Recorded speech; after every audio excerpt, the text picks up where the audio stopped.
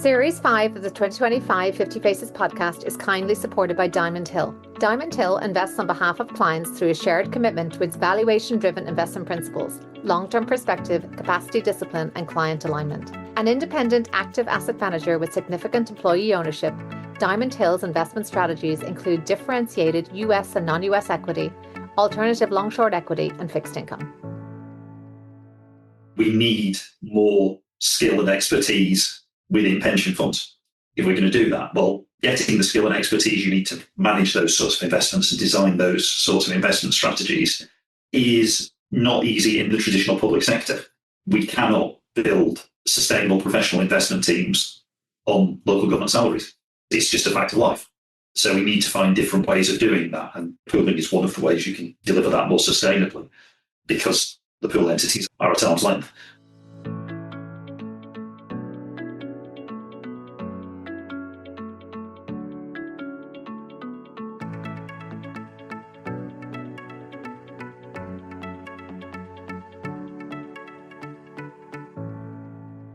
I'm Aoife Devitt, and welcome to the 50 Faces podcast, a podcast committed to revealing the richness and diversity of the world of investment by focusing on its people and their stories. I'm joined today by George Graham, who's Director and Head of Fund at South Yorkshire Pensions Authority. He has spent a long career in public service, culminating in the last 8 years at SYPA, and prior to that, he spent his career in various finance roles at Oxfordshire, Northamptonshire, Chorley, Lancashire and LPP. He is Governor and Vice Chair of Barnsley College, as well as Independent Chair of the local pension board at Lincolnshire County Council. I am catching George in the sunset of his career at the LGPS in this current role, supposed that he will be retiring at the end of this year. And he and I have had the pleasure of working together for about the past 10 years since his time at Lancashire and then LPP. And we currently work together at SYPA, where I sit as Independent Advisor. So after that long introduction, George, very welcome. Thank you for joining me today. Thank you. It's good to be with you. Well, you are definitely at this point, you'll be bashful when I say this, a legend in local government circles, and that has been rightly recognised with a recent Lifetime Achievement Award, which we can link to on our show notes. But before we get into your career in local government, can you take us through how that started? Where did you grow up? What were your early interests? And how did this make itself available to you as a career? Well, I had a vaguely peripatetic childhood. I was born in Scotland and spent most of my childhood in North Wales and then emigrated to England to go to university. So I moved around a bit. I was always interested in history. And I think an interest in history takes you to an interest in politics and economics. And those sorts of things can tend to move you into public service or local government. But the immediate cause of me ending up as a trainee accountant at Oxfordshire was the fact that when I got to my final year at university, I had absolutely no idea what I wanted to do. I knew I didn't want to go and work as an accountant for one of the big firms, which was what most of my contemporaries were doing. My dad sent me this advert for trainee accountants at Oxfordshire. I applied and got it partly because it sounded interesting, partly because I was interested in local government. And the rest is history. I have been very lucky. I've worked for bosses who've been prepared to let me get on with stuff, explore stuff, sometimes make mistakes, and we learn from mistakes. We probably learn more from mistakes than we do from our successes, it has to be said.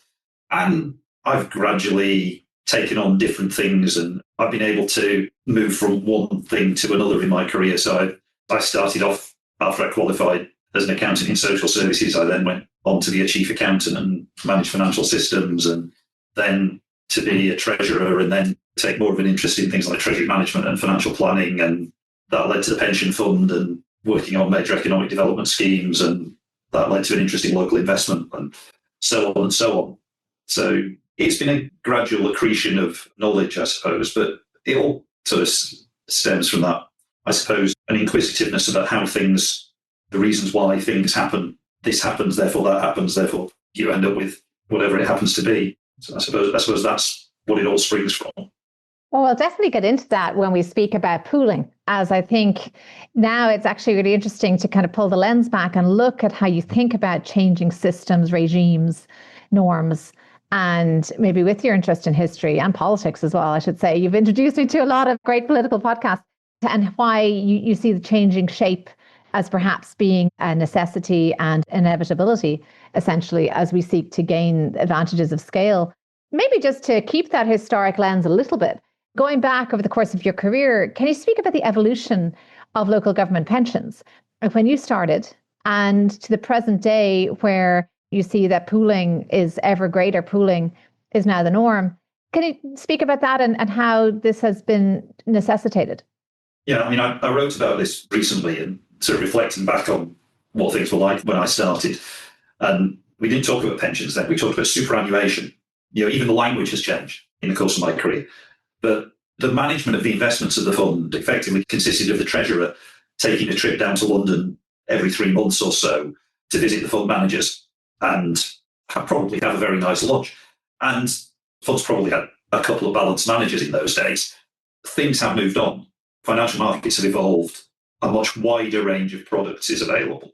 And those products are much more complex.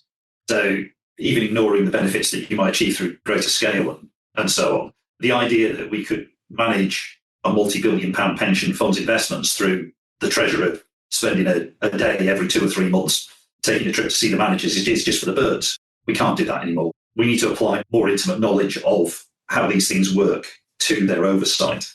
So we need more skill and expertise within pension funds. If we're going to do that, well, getting the skill and expertise you need to manage those sorts of investments and design those sorts of investment strategies is not easy in the traditional public sector.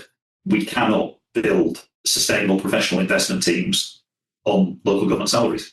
It's just a fact of life. So we need to find different ways of doing that. And pooling is one of the ways you can deliver that more sustainably because the pool entities are at arm's length. But that doesn't mean that we will be without investment skill within pension funds. We need to oversee what the pools do for us.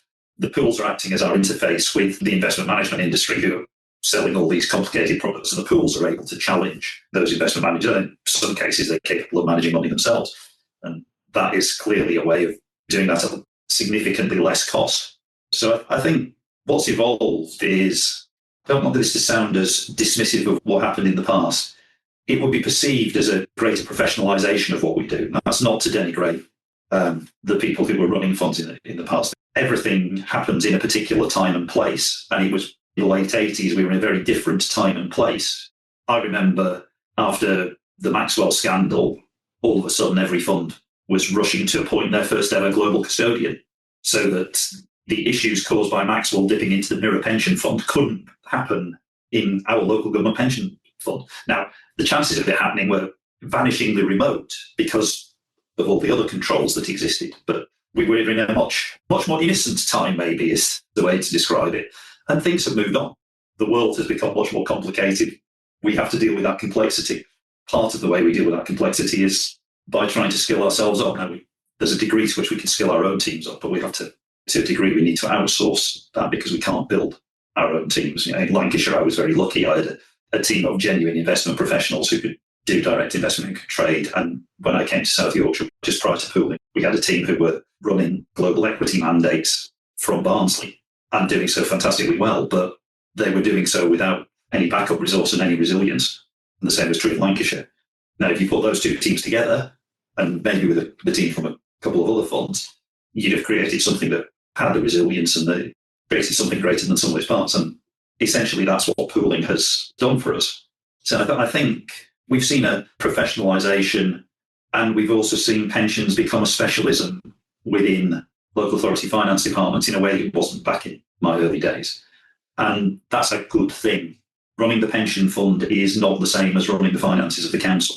You have very different considerations. If nothing else, you're looking at things over a much longer timescale. Our liabilities run out 50, 60 years, if not more. So that's very different to the council treasurer who's looking at the next 12 months if he's lucky. And I think let's give credit where it's due. I think it's a really interesting points you pointed out there, because what I think is really remarkable is that you at Lancashire saw the writing on the wall before there was writing on the wall, essentially by taking this first move with LPFA. This is when we started working together back, measure about 10 years, 2015 or so, when the discussions were maybe started even earlier, perhaps. What was it that led you to see the inevitability of building scale long before it was policy or certainly mandated? Well, I'm not going to take credit for the original idea. The original idea came from Mike Jensen and the investment team. And they saw the ability to collaborate with others on individual deals, but they recognised the unsustainability of the operating model. And would there be a way of doing that differently, which would create a sustainable operating model? So I think credit's where it's due. They came up with the original idea. My role was essentially working that through a political process and the process of negotiation and agreement. And there were trade-offs that had to be made. I think what we ended up with worked for the partners that were involved and has achieved probably in some senses more than we might originally have expected. And that's a good thing. It reflects one model of doing pooling. What we created between Lancashire and the LPFA reflects one way of doing pooling. There are other ways. And the fact that we ended up with 8 pools in response to George Osborne's original invitation for us all to pool indicates there's clearly more than one way to do it. And there are a spectrum of views within the LGPS, all of which are extremely strongly held. And I think LPP was, the London SYPA came first, which was a response by the London funds to a perceived threat. Then came LPP, and LPP was about more than just the investment side. It was about pension administration as well as investment, and that was an equally important part to it. Certainly for us in Lancashire, it was an equally important part of the thing because we went into that aiming to achieve benefits for Lancashire, particularly in the area of jobs in pensions administration.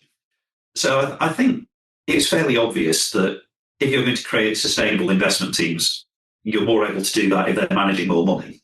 You can do that through creating a function that manages through some sort of ACS, that is through unitised funds. Well, so far so good. That bit of thinking is the easy bit. The difficult bit is actually getting from the thoughts to the execution. And that was somewhat painful. I lived to tell the tale, and so did you. So I think that's certainly, probably painful doesn't even begin to express, because it is obviously a prolonged, protracted process that is not always made easier by regulatory change in the backdrop and having to kind of repivot. But I think you're right. Certainly the direction of travel has been fairly consistent, even if sometimes the execution has varied. And I want to kind of hold that thought on the idea of the sustainable. You use the word sustainable in terms of investment team, and we'll get back to that when it comes to the investing style moving forward. Just very quickly, you mentioned the local government just as an employer. Clearly, there's an element of public service. What is it that drives you in this role in terms of the beneficiaries, your sense of mission, and how do you think it can be expressed to attract people into these roles, which often provide good economic regional solutions for employment? Yeah. Well, I tend to focus on, what is it that we deliver? Our average scheme member is a woman in her 40s who works part-time, who earns something between 15 and 20,000 a year, and will take home a pension of between 4,000 and 5,000 a year when she retires. Now, that pension, together with the state pension, is enough to put that woman, assuming they're a single person, into the sort of lowest level of the retirement living standards, which is a tool we use to gauge how much income you need in retirement. Now, keeping the lowest paid element of the UK public sector workforce out of retirement poverty strikes me as quite an important mission. I wouldn't necessarily describe myself as someone who's sort of mission driven, but achieving that end goal is clearly a motivating factor. I suspect if I was to ask the people in my team who process pension benefits what their key drivers and motivations are, it's more about the fact that I've got what I regard as a secure, well-paid job. And as you say, well-paid in the context of our locality is quite important. And I have a decent pension. And one of the reasons my dad sent me that advert all those years ago was, you want to get yourself a job with a decent pension sum. And that's the same advice I've given to both my children. Don't really care what you do. You'll find your own route, but find something with a decent pension. One of them has done, because he works in a job where he's in our scheme. My other child, unfortunately, works in a charity, so has less generous pension provision, as it were. So I think we're all motivated by our own things, but a part of the public sector that is actually growing simply because we have a continually growing number of members of the scheme, whether they're pensioners or whatever, regardless of the amount of money we put into the economy and local economy in terms of pensions we pay, and that is clearly very significant. We also put a lot of money back into the local economy in terms of the salaries we pay to our staff, and the things we buy from local businesses and so on. So we do deliver that economic benefit. It's probably not something we talk about terribly much, nor is the fact that by keeping our pensioners out of poverty, we're reducing the call on other elements of the public purse. The typical pensioner I mentioned will not be claiming means-tested benefits. That's a significant benefit to the public purse. So we do have that impact. We should probably talk about that more. But we should talk about the impact of everything we do, far more than we do. We're going to take a short break to hear from the sponsor of this series, Diamond Hill. I sat down with Krishna Mohanraj, International Portfolio Manager of Diamond Hill, and asked him about the current opportunity set for international investing. And from our perspective, we've always said valuations are important, currency is important, and in both senses, international has been super attractive for a long time. So that's kind of the backdrop. Today, I would say there's only one story in town. The world seems to be coming around to accepting that there is a regime change. We are moving, we don't know how much, but definitely away from a truly global world to a more local world. And then the question is, how does that path look like, ups and downs? So that's kind of more current thinking. For us, what is the true north, right? That's the key. The true north, the philosophy for us is buy good businesses that you can understand. And now back to the show. Well, clearly SYPA has a phenomenal communications effort. And I think the other important part of what you do, not just preserving the fiscal security or financial security of the people at the lower end of the earnings spectrum, is also how you engage them about their pensions. I think that is often something that is a mystery, is not well understood, is opaque. And I know that there are huge efforts underway to make that process more intuitive, automated, to ensure that there are fewer delays, in general, that's more accessible. So I suppose that's another advance. I know we didn't normally touch on this, but just in terms of that side of things, are you optimistic about the possibility for AI to automate, to make this process smoother? I tend to be a little skeptical of AI, possibly not having had much direct exposure to it, which I suspect is a symptom of age. I think, yes, it will be possible, and undoubtedly automation driven by AI will enable us to improve elements of pensions processing in due course. And I think that's great, because that means we will be using our staff to do the things that only humans can. And in the context of our scheme, which is horrendously complicated and going to get more complicated, freeing staff from the stuff that can be automated to do the stuff that requires human input will be undoubtedly a good thing. But things like pension dashboards and that sort of thing, which are partly driven by AI, they're an increasingly necessary part of how we engage scheme members with their pensions. There's a statistic I saw the other day. I think it was something like, in the UK, the average person will have 11 different pension pots at the end of their career. It is no wonder people lose some of them.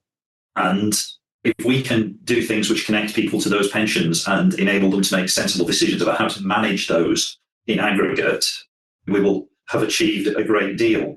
And that may mean more people consolidating various DC pension pots, transferring DC pensions into our scheme if they've got them. Now, that is allowed. There are limitations on that.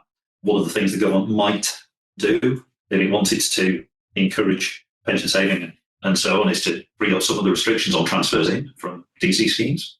Don't honestly see that happening, because it might have cost implications, but it would certainly be a way of helping people secure an income for the rest of their life post-retirement. And the DC schemes can deliver an income for life post-retirement, but only if you have sufficient savings in them. It's very difficult to achieve sufficient savings in them to do that, certainly for people that are on average incomes.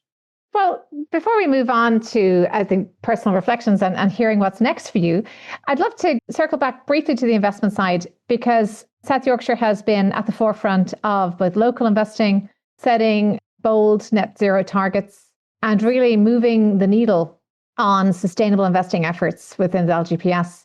So I suppose if we just take that as a given, can you maybe just talk a little bit about what excites you now as you end the near of your tenure in this role? When you look at the investment landscape, what excites you about the opportunity for the LGPS pensions to invest? I think the whole local investing arena represents a fantastic opportunity for LGPS, and one that has been massively underexploited. You don't know that investment opportunities exist until you go looking for them. And we haven't generally gone looking in our backyard. There are some honourable exceptions to that. Greater Manchester fund being the most obvious one. But most funds haven't gone looking for those opportunities, and they are there, and you can achieve an enormous amount, as well as delivering the returns that are necessary to pay pensions. So I think there's a vast opportunity there. I think we tend to focus on climate negatively. So we focus on, we must reduce emissions, we must reduce emissions. Yes, I understand that. And yes, the survival of the planet, ideally, we do need to reduce emissions. But the transition to a low or no carbon economy represents an enormous investment opportunity. There are new technologies that we need to have to allow us to eliminate emissions. So there's a fantastic opportunity there. The challenge for an LGPS fund is that all of those opportunities tend to be in private markets, and we need liquidity. So the degree to which we can tie up our funds in ever increasing amounts in private markets is challenging. And I think we've probably, certainly in South Yorkshire, we've probably reached the limit of what we can tie up in private markets. We might move stuff around within the total, but in terms of the broad sort of public markets, private markets divide, we're probably at the limits now. But we always talk in pension funds about we are long-term investors with long-term institutions. Well, the corollary of that, I suppose, is that every investment we make has to be sustainable, because an investment won't be there for the long term if it's not sustainable. That's in a sense the definition of sustainability. When we talk about sustainability in the context of investments, we're talking about investing in companies that are there for the long term. They have a sustainable business model. So if the UK has a policy that effectively bans smoking and means that it becomes increasingly illegal to sell tobacco products to people, as is the government's intention and the previous government's intention, then that it doesn't strike me as tobacco companies having a sustainable business model. So why would we be looking to invest in? So those are debates that will I think, flow through. But the fundamental point is all of our investments have to be sustainable. It's just we tend to talk about sustainability as though it's some sort of thing that's off to the side and is a bit trendy and sandal-wearing hippies and all of that sort of thing. And it's not. It's hard. It's hard capitalist economics. If a business is not going to survive, it is not sustainable.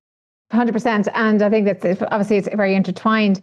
What is next for you now as you bring this chapter at South Yorkshire to a close? And what would you like your legacy to be in this role? Because I don't think your legacy with the LGPS is finished yet. Deal with the second bit first. I think the best that anybody in the sort of leadership role I've been doing for the last few years, the best that anybody in that sort of role can hope for is to leave the organisation in a better position than they found it. And I would hope I've achieved that. Certainly the nice things that people have been saying to me would seem to indicate that that's the case. We've just communicating the results of our triennial valuation to employers. All of our employers will be seeing a reduction in contribution rates. That's a good way of going out. So and we've, over that time, we've improved customer service and so on. So lots of things are in a better place than they were. And the organisation is certainly more robust and resilient than it was. I think that's my legacy in that sense. And I suppose that proves that the model of a single-purpose pension authority can work. What's next? Well, more holidays. My wife is very determined that we will take more holidays. So that's definitely on the agenda. People have been kind enough to ask me to do some pieces of advisory work, which I'm more than happy to do. And as you say, I chair Lincolnshire's local pension board, and I'll continue with that, and I'll keep me engaged with the LGPS in the same way some of that advisory work will do. And I'm continuing as vice chair at our local college, which is currently going through a merger with a small specialist institution. And that merger process has some interesting pension elements to it, which will no doubt test my thought processes over the coming months. Well, now let's move to some personal reflections, because, as I said, one doesn't come up with Lifetime Achievement Awards without putting quite a bit into an industry and I think taking lessons and memories out of it. So I'd love if you could just talk through some, starting with maybe your influences in this arena. I think you mentioned having a very forward-looking investment team at Lancashire, and I would definitely share that view. But, across the course of your whole career, any particular influences or mentors you can mention? Yeah, I mean, there are two chief executives I worked for at the same council. This was a small district council which had a very troubled history. I was part of a new management team that was appointed to help turn it around. And both of them in different ways helped, I think, shape my leadership style and helped me understand that if I was to be effective, I needed to play against type. I'm naturally something of an introvert. And in order to get the best out of teams, any sort of team, you can't just lock yourself away in a room and put a towel over your head, which might, in some cases, be my default position to think about stuff and come up with the answer. You need to actually sit and engage with people and be visible and acknowledge them. So rather than, as one of these people said to me, every morning, George, I see you come into the town hall and you just head down, walk straight to your office and straight past the people on reception. What he said was, I want you to make sure when you come in, you say good morning to those people. And there's a good manners element to that, which I hate to be thought to be rude anyway, but it's also the human thing. We are all human beings. If you acknowledge people and treat as human beings, you will get more out of them and get more out of your team. So I think both of those chief executives in different ways helped shape my leadership style. I mean, I learned a phenomenal amount about investments from the investment team at Lancashire. And they forced me to think about, well, what are my rules about what I will invest in and what I won't invest in? So your sort of personal risk appetite, and held by yourself and as an advisor and Eric Lambert, the sort of longest standing of the investment advisors there.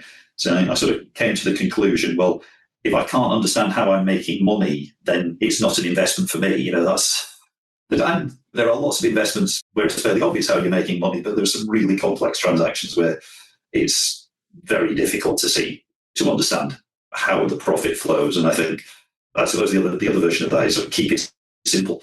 And that's something that our strategy here at South Yorkshire has been for many, many years, simply because so much of the money used to be run internally before pooling.